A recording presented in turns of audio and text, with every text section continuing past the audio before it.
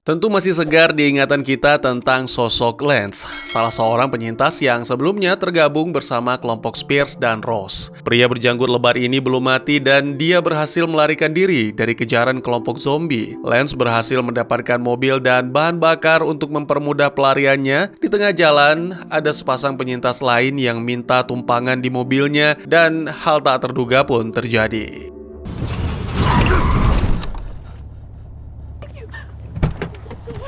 God bless you. No, fuck no! Holy shit. Right now, get out! Shut up!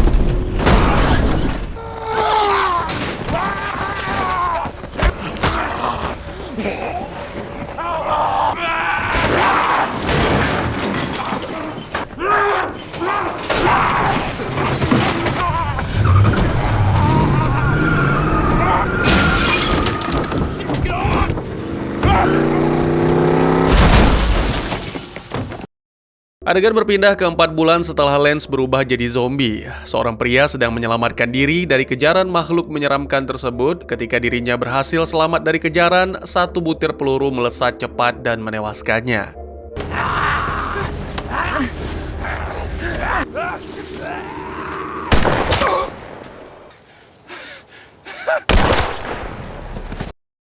Situasi saat ini jauh dari kata kompak. Para penyintas saling menyerang satu sama lain. Entah apa motivasi mereka dan mengapa semua ini bisa terjadi. Senjata, makanan, kendaraan, dan rombongan menjadi sesuatu yang sangat mahal harganya.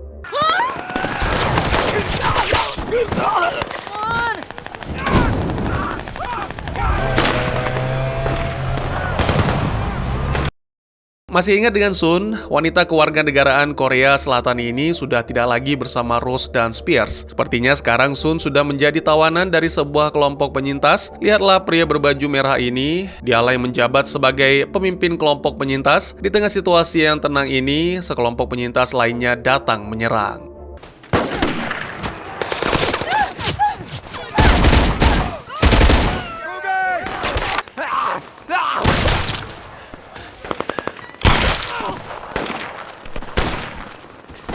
Go, go, go!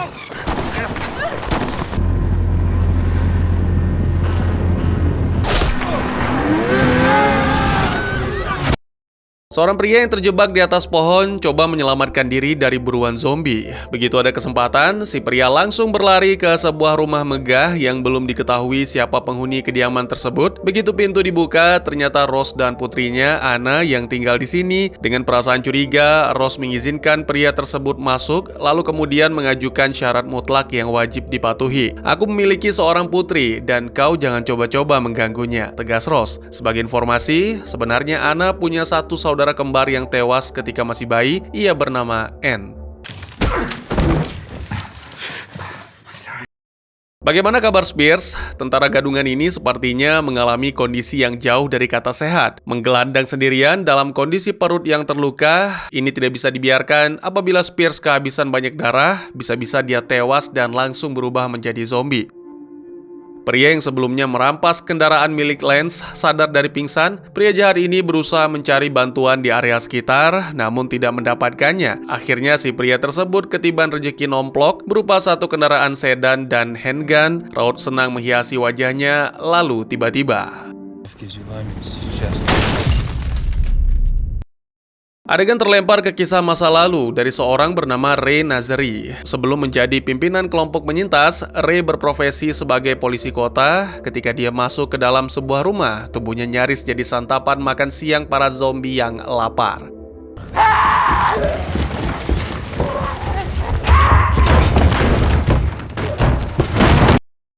Masih pada cerita masa lalu, awalnya Ross, Anna, Spears, dan Sun masih kumpul bersama. Seperti kelompok penyintas lainnya, keempat orang ini menyusuri kota untuk mencari bekal kebutuhan pokok mereka agar bisa melanjutkan hidup di tengah bencana zombie yang sangat mengerikan ini. Mestinya semua ini berjalan lancar jika tidak ada sekelompok penyintas yang mengganggu petualangan Spears CS.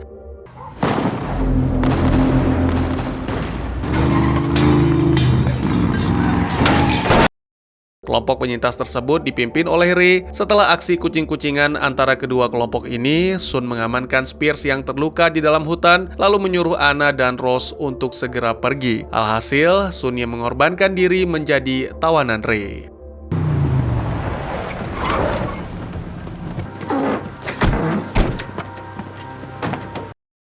Di tengah musim dingin yang mencekam, Spears menapakkan satu demi satu langkahnya untuk menemukan tempat berlindung yang aman. Tidak sengaja, Spears tersandung hingga jatuh ke jurang yang dangkal. Suhu dingin ini masuk menembus tulang. Spears terpaksa mencuri sarung tangan milik zombie yang sekarat akibat lapar dan kedinginan.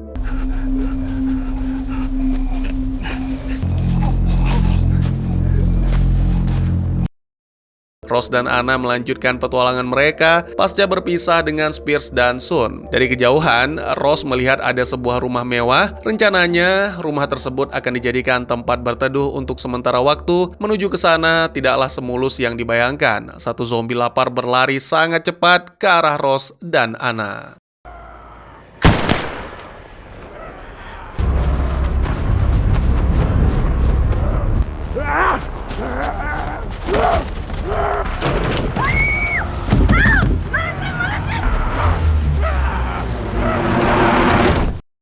Awalnya rumah ini bukan dihuni oleh Ross dan Anna, melainkan ada sekelompok penyintas. Meski kehadiran Anna dan Ross tidak disambut ramah, namun setidaknya orang-orang di sini tidak mengganggu mereka. Daripada bengong, sekaligus untuk mengusir rasa sepi, Ross mengajak putrinya untuk bermain kartu bersama. Tak lama kemudian, pria bernama Freddy ikut bergabung bersama mereka. Salah seorang penghuni lama di tempat ini sedang bersiap untuk pergi keluar rumah mencari bekal. Begitu ia keluar,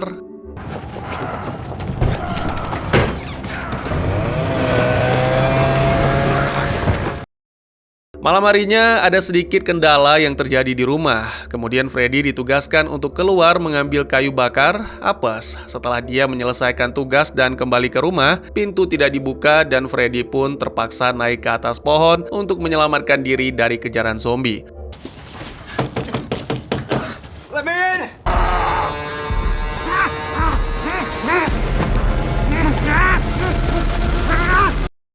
Malam harinya terjadi perpecahan sesama anggota kelompok. Seorang pria tega menembak rekan wanitanya gara-gara perdebatan dan wanita tersebut langsung berubah jadi zombie.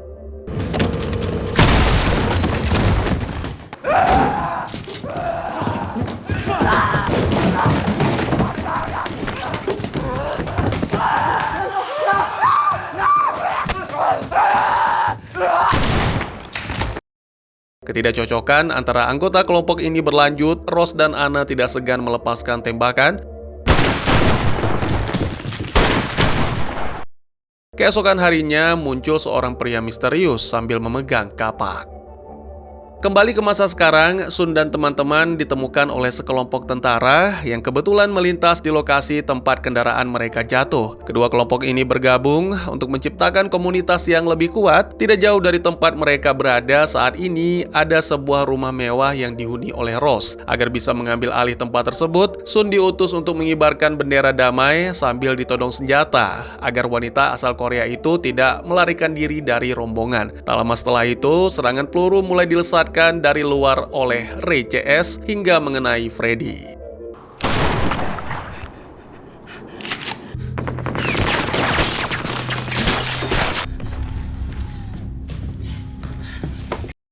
Di ruang basement, seorang pria diserang oleh zombie.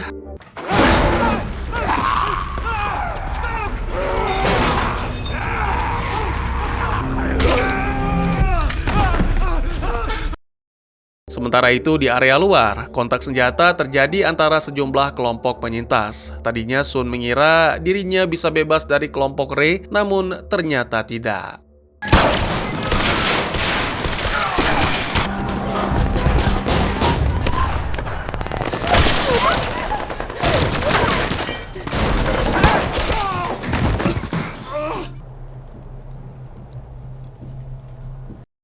Situasi menegangkan juga dialami Rose dan Anna. Ibu dan anak ini nyaris saja menjadi tawanan kelompok penyintas. Akan tetapi, sepertinya nasib baik masih di pihak mereka. Lalu keduanya bertemu seorang pria bernama Boone. Awalnya Boone hendak dihabisi oleh Rose, sampai pada akhirnya dia menjanjikan jalan pintas menuju ke bandara. Ya, dalam situasi seperti sekarang ini, pergi menggunakan pesawat adalah solusi terbaik. Begitu rumah sepi dari kelompok penyintas, Anna, Rose, dan Boone langsung pergi keluar. Dalam keadaan lapar, haus, dan luka, Spears tetap optimis melanjutkan pengembaraannya. Tiba-tiba muncul seorang pria bernama Brad Wade yang mengaku pernah kenal dengan Spears. Dalam mode waspada, Spears tidak mau langsung percaya terhadap pria tersebut. Wade tahu betul kalau Spears sedang kehausan, kemudian dia pun memberikan air minum kepada Spears. Singkat cerita, Spears mulai melonggarkan kewaspadaannya dan mereka pun pergi berkelana bersama. Setelah gagal mendapatkan hewan buruan untuk makan malam, Spears dan Wade membangun tenda di tengah hutan sekaligus membuat api unggun. Sepertinya Wade bukanlah orang jahat, sebab dirinya tidak khawatir sama sekali untuk memberikan pistol kepada Spears agar bisa melindungi diri dari serangan zombie. Ringkas cerita, malam pun tiba, Wade dan Spears menenggak minuman senang untuk menghangatkan tubuh mereka dari cuaca dingin. Akibat terlalu banyak minum, dari awalnya tertawa bersama, tiba-tiba mereka berdua malah jadi bertengkar.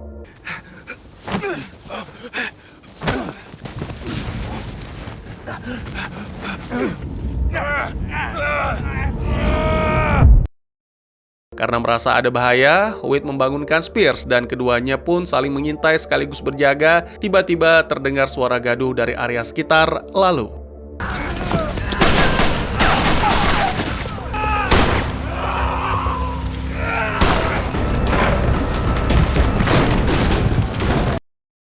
Wade dan Spears berhasil menyelamatkan diri ke dalam sebuah pondok milik Sekte Kuning. Sebut saja nama aliran tersebut demikian. Di dalam sana terdapat banyak sekali mayat tergeletak. Akhirnya Spears dan Wade bertemu dengan pria tua pemimpin sekte. Si pria tersebut memang sedari lama sudah menunggu ada orang yang datang ke tempat ini dan mengakhiri semua penderitaannya. Berhubung ada Spears, pemimpin sekte langsung meminta bantuannya untuk Thank you.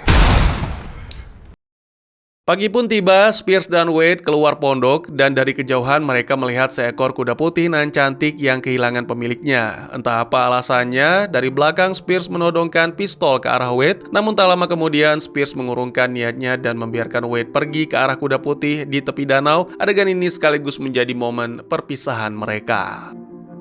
Sekelompok penyintas menemukan bekal yang dikirimkan oleh pasukan angkatan udara. Pada saat mereka akan membuka peti tersebut, muncul seorang pria bernama Sam. Tujuan Sam sama seperti para penyintas lainnya, yaitu menguasai bekal tersebut. Berhubung Sam punya senjata, tentulah dia yang lebih berkuasa. Setelah peti dibuka, Sam ajak para penyintas untuk bekerja sama memindahkan bekal tersebut ke tempat yang lebih aman.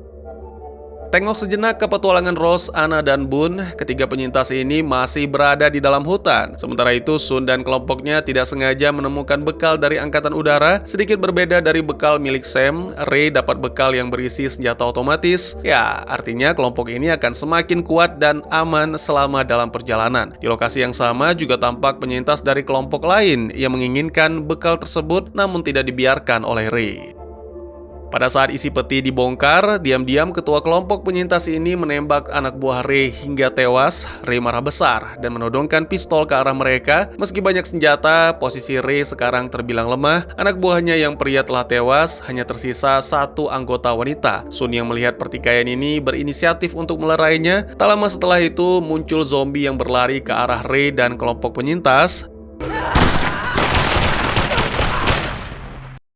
Setelah zombie dibuat tewas, Sun memberikan beberapa pucuk senjata kepada kelompok penyintas agar pertikaian tidak berlanjut. Akhirnya kelompok tersebut meninggalkan Ray.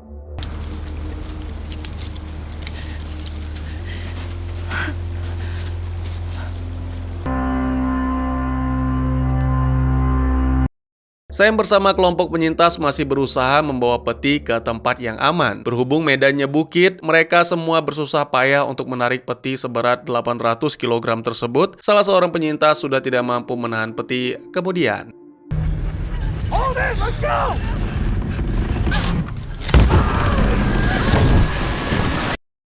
Dari kejauhan, Boone girang bukan main ketika melihat ada sebuah pondok yang bisa mereka singgahi di tengah hujan salju yang sangat lebat ini. Pondok Lembah Elk, begitulah nama tempat yang indah ini. Begitu sampai, Rose, Anna, dan Boone langsung memeriksa area utama. Kemudian mereka menentukan kamar masing-masing untuk melepas lelah. Rose tidur satu kamar dengan putrinya. Setelah membersihkan diri, Rose langsung istirahat dan Anna bertugas menjaga tempat. Masuk waktu dini hari, firasat Anna tentang hantu semakin tidak terkendali, apalagi setelah dia mendengar suara keras dari luar kamar. Karena penasaran, Anna mengurung rasa takutnya, kemudian pergi memeriksa ke area luar kamar. Setelah dicek, ternyata bukan hantu, melainkan suara hentakan pintu yang tidak dikunci dan tertiup angin.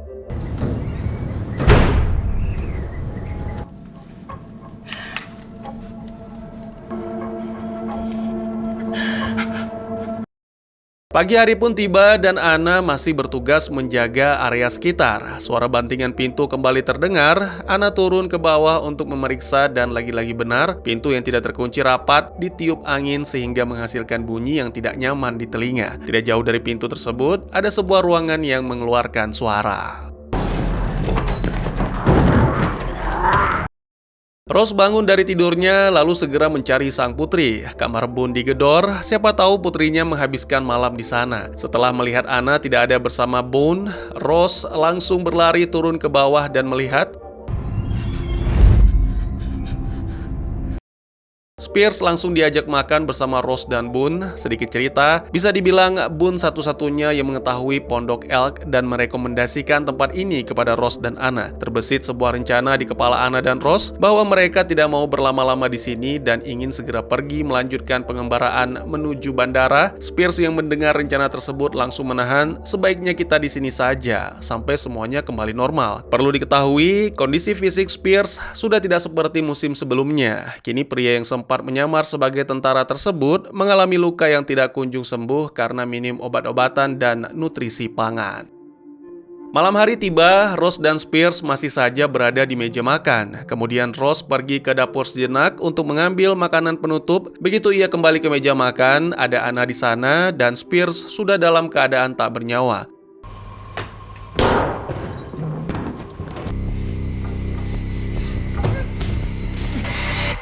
We're leaving.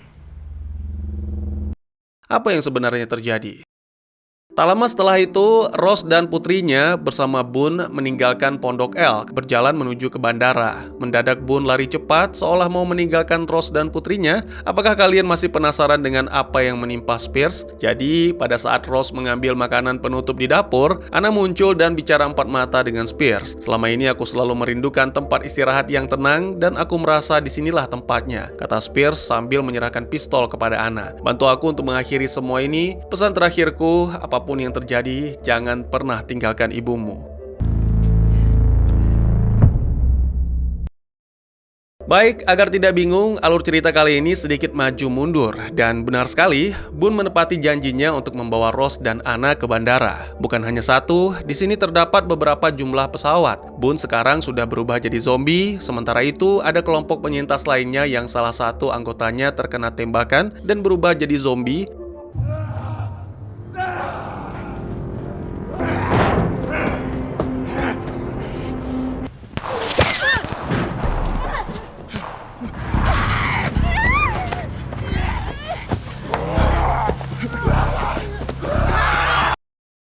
Secara kebetulan, Rose dan Anna bertemu dengan Ray. Rose menyembunyikan amunisi, lalu menyerahkan diri ke Ray. Upaya ini dilakukan sebagai ajakan untuk berafiliasi. Rose juga membagikan sedikit makanan untuk kelompok Ray agar dicap sebagai orang baik.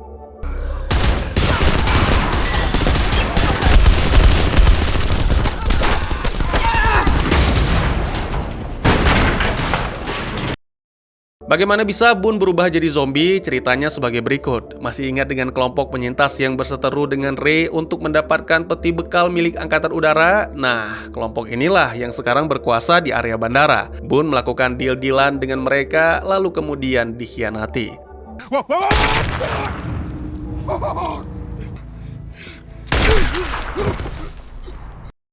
Setelah itu, kelompok tersebut menangkap Ray, kemudian pria eks-polisi kota ini dihajar habis-habisan. Both alive, so that's a good thing. Salah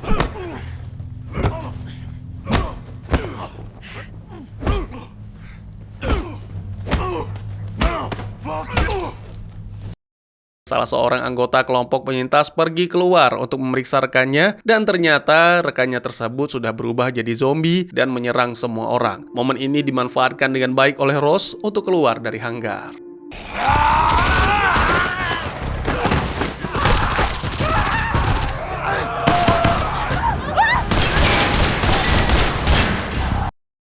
Setibanya di luar, Ray merasa sangat kesal terhadap Rose dan Sun karena dianggap serakah dan tidak mau mematuhi perintahnya. Flare gun yang sebelumnya diberikan Anna untuk Rose langsung dimanfaatkan dengan baik. Rose menembak bahan bakar yang ada di samping Ray hingga terjadi ledakan hebat. Rose sekarat, mungkin untuk berdiri saja ia sudah tidak mampu. Sun langsung mengajak Anna pergi ke pesawat sebelum situasi di sini bertambah kacau.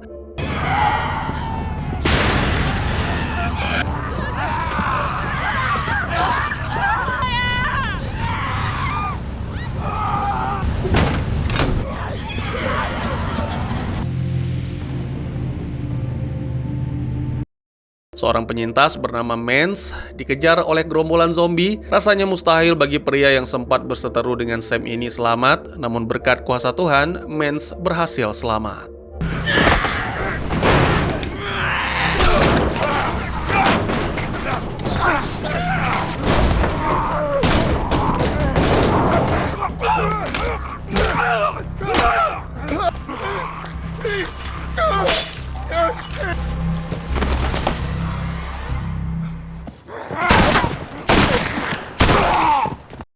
Alasan Anna menolak naik ke pesawat karena ia tidak mau meninggalkan sang ibu sendirian. Di lokasi ledakan, Rose mengambil pistol dan menodongkan ke arah Ray. Begitupun sebaliknya, Anna yang menyaksikan keadaan tersebut segera mencari mobil dan rencananya Rose akan dibawa pergi dari sini. Mungkin karena Rose tidak ingin menjadi beban, ia langsung pura-pura mati agar Anna bisa segera menyelamatkan diri.